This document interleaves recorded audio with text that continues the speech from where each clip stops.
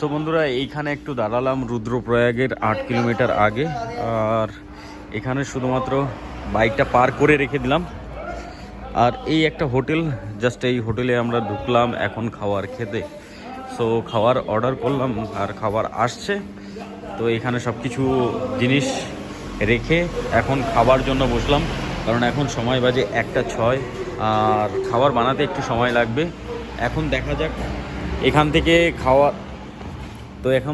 এখান থেকে খাওয়ার খেয়ে কতক্ষণে বেরোতে পারি। বাইরের ভিউটা দেখাচ্ছি, হোটেলের বাইরের একটা ভিউ রয়েছে, খুব দারুণ একটা ভিউ।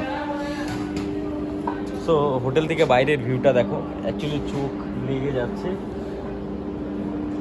ভিউটা দেখো, এটা হচ্ছে হোটেল আর হোটেলের বাইরের ভিউটা, সুন্দর ভিউটা দেখো। তো এখানে কিছু কাজ চলছে হয়তো। সো চলো খাবার আসুক, তোমাদেরকে দেখাচ্ছি খাবার খেয়ে।